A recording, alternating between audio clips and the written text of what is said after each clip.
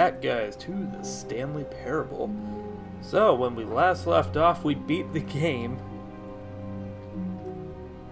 by following instructions. What Stanley's life was all about, and you follow him, as the narrator says, then boom, you beat the game. So this time, let's go ahead and break the rules. Let's go against the narrator and what he says, and I never looked in these windows. Pretty much what you would expect.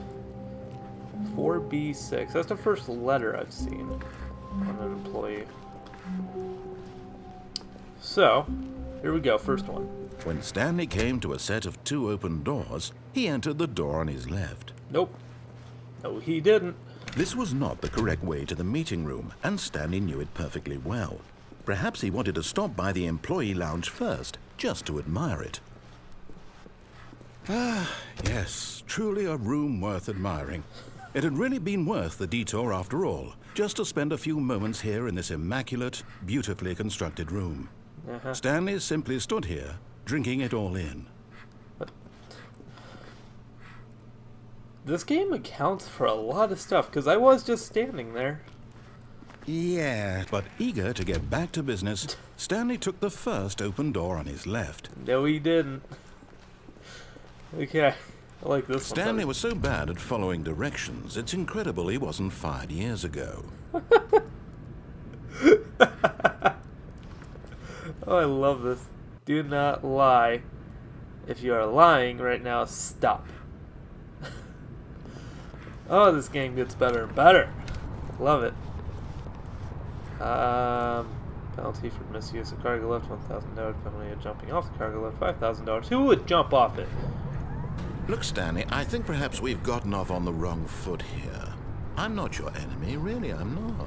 I realize that investing your trust in someone else can be difficult, but the fact is that the story has been about nothing but you all this time. There's someone you've been neglecting, Stanley. Someone you've forgotten about. Please, stop trying to make every decision by yourself. Now, I'm not asking for me, I'm asking for her. What? This is it, Stanley. Your chance to redeem yourself. To put your work aside. To let her back into your life. She's been waiting. The hell? Whoa. That's her, Stanley. You need to be the one to do this. To reach out to her. If you can truly place your faith in another, then... Okay, I'm answering the phone.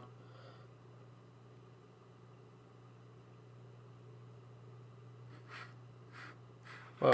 Oh, Stanley, is that you? Hold on, sweetie. Sorry to keep you waiting. I'm just pulling the bread out of the oven. All right. Okay, there we go. All right, now, I want you to come in and tell me all about your day. Whoa. Gotcha. Oh, come on. Did you actually think you had a loving wife who'd want to commit their life to you? I'm trying to make a point here, Stanley. I'm trying to get you to see something. Come inside. Let me show you what's really going on here. Okay. This seems depressing. This is a very sad story about the death of a man named Stanley. What?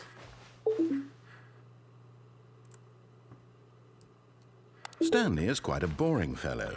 He has a job that demands nothing of him, and every button that he pushes is a reminder of the inconsequential nature of his existence. Look at him there, pushing buttons, doing exactly what he's told to do. Now he's pushing a button. Now he's eating lunch. Now he's going home. Now he's coming back to work. One might even feel sorry for him, except that he's chosen this life. Okay, I'm not gonna press it.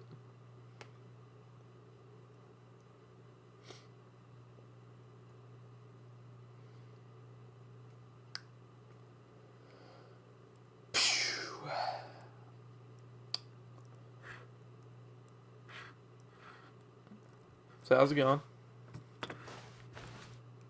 Come here often? You know, this guy's been talking inside my head lately. And it's kind of a funny story, because, well, he's telling me to press a button right now, and I don't really want to. So, I think I should press it. Yeah, let's see what happens. But in his mind, in his mind he can go on fantastic adventures.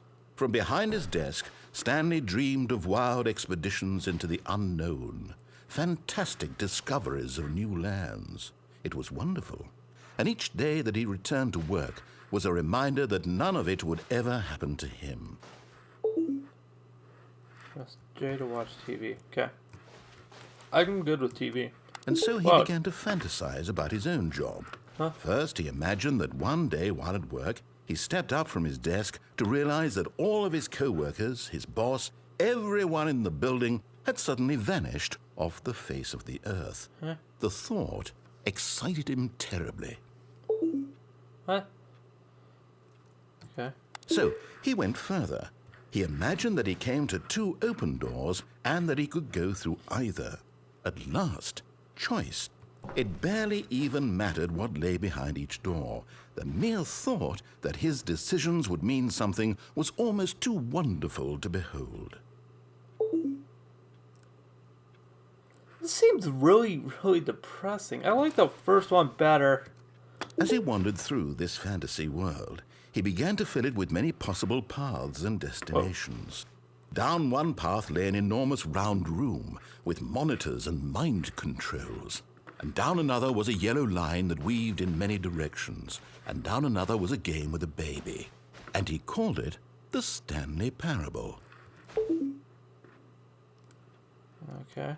It was such a wonderful fantasy, and so in his head he relived it again, and then again, and again, over and over, wishing beyond hope that it would never end, that he might always feel this free. Surely there's an answer down some new path, mustn't there be? Perhaps if he played just one more time.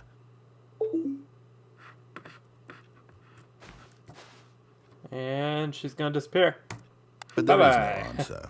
How could there possibly be? In reality, all he's doing is pushing the same buttons he always has. Nothing has changed. The longer he spends here, the more invested he gets, the more he forgets which life is the real one. And I'm trying to tell him this, that in this world he Go can never sleep. be anything but an observer, that as long as he remains here, he's slowly killing himself. But he won't listen to me. He won't stop. Here, watch this. Stanley, the next time the screen asks you to push a button, do not do it. Oh, God, what do I do? I'm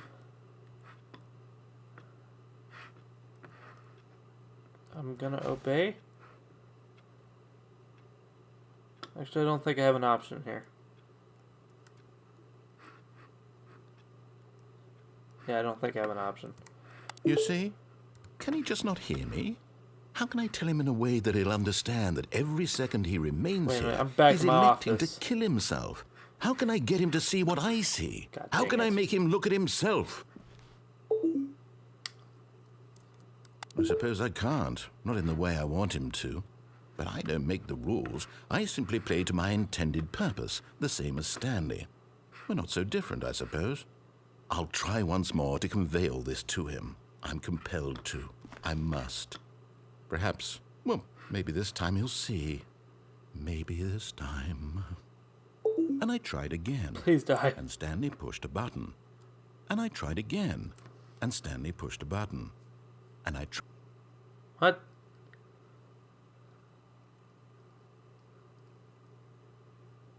Is that the ending of another one? Because I don't understand that ending if it is.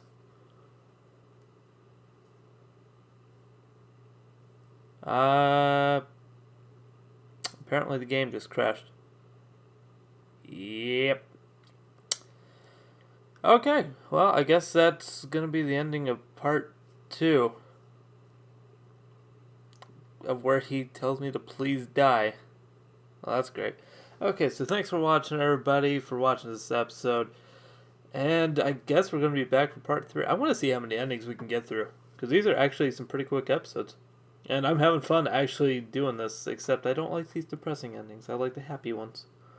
But, so thanks for watching. If you liked what you saw in this episode, do be sure to leave a like. If you want to see more, do subscribe, and I will see you in the next episode of Stanley Parable.